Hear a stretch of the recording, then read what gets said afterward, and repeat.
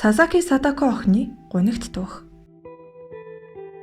Бяцхан сахиусан тэнгэр Садако охины гунигт түүхийг хүрэхээс өмнө Хирошимад болсон аимшигт явдлын тухай товч хүрнэ. 1945 оны 8 дугаар сарын 6-ны өдөр Америкийн нисэх хүчний B-29 бөмбөгдөгч онгоц Японы Хирошима хот дээр цөмийн бөмбөг дэлбэлсэн юм. 20,000 тонн тротилийн хүчтэй энэ бөмбөг 600 метрийн өндөрт дэлбэрэхдээ тус хотын хүн амын талаас илүү хувь болох 177 мянган хүний аминд хүрсэн юм.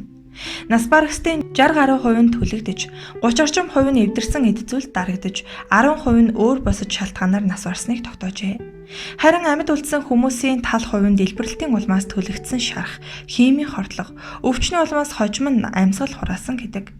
Энэ бөмбөгдөлт Хирошима хотын 3.2%-ийг бүрэн сүдэлж, бөмбөг хаясан газраас 3 милийн зайдах 90 мянган байшин суурьж, төмөр чулуунууд нь хайлсан байдаг. Цөмийн бөмбөг хаях болсон шалтгаан нь дэлхийн 2 дугаар дайнд Америкийн гол дайсан байсан эзэнт хаан Япон улсыг хурдан булгаж авах байв. Гэвч үр дагавар нь үнэхээр аимшигтай байсан учраас зөвлөлт ба Америкийн нэгдсэн улс гэсэн хоёр их гүрэн цаашид ийм байдалд хүрэхгүй байх талаар бүхэл арга хэмжээг авсан юм. Цөмийн бөмбөг дэлбэрсний дараа юу болсон талаар амьд үлдсэн хүмүүсийн ярьсан сэтгэл эмтрэм аимшигтай дуртатгалууд байдаг. Дэлбэрэлтийн төв орчин байсан хүмүүс нүд ирмэхийн зур үнс нуран болон хувирч байв. Бөмбөг дэлбэрэх үед ойролцоо нисж явсан шууд агаартаа шууд үнс болон замхарсан тухай дурсамж байдаг. Цөмийн бөмбөг дэлбэрэх үед банкны хажууд дугаарлаа зогсож байсан хүнээс үлдсэн сүүдэр нь үлдсэн гэдэг.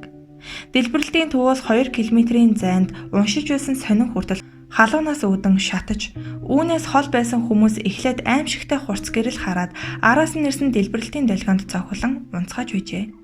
Гэртээ цонхны ойролцоо сууж байсан өсвөр насны хүүхдийг энэ дэлбэрэлтийн долгион байшингаас зэргэлдэх гудамж руу авч идсэн байна.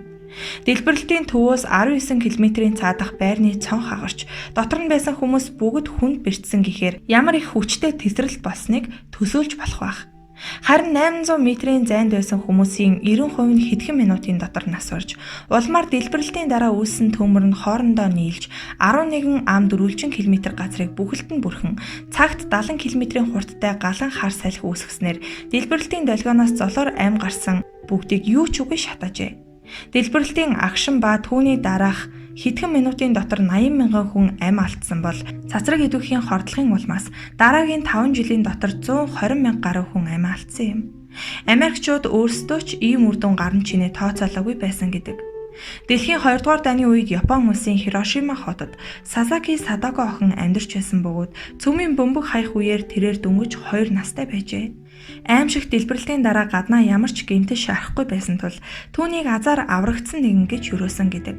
Харамсалтай нь 1954 оны 11-р сар буюу атомын бөмбөгдөлтөөс хойш 9 жилийн дараа Садако охин гинэт өвдсөн бөгөөд охины хүзүү болон чихний ард хавдрын шинж тэмдэг бүхий гүвдрүү гарч ирсэн байна. 2 настайдаа цацраг идэвхт бодисонд хортсон аажмаар биедэн нөлөөлж цусны хор тавдар өвчин тусахад хүргэсэн байна. 1955 онд тэрээр мөн цус багталтай болгон тогтогджээ. Хавдар цус багталт гэсэн энэ аюулт өвчнүүд атомын хорт туяанаас үүдэлтэй болох нь нэгэнд тодорхой болжээ. Садако Сасаки охины биед шинжилгээ хийсэн эмч түүний цусан дахь цагаан эсийн тоо жирийн хүүхдүүдийнхээс 6 дахин өндөр байсан талаар ярьж түүнд амьдрах 1 жилийн нас үлдсэн хэмээн гэрийнхэнд нь хэлжээ.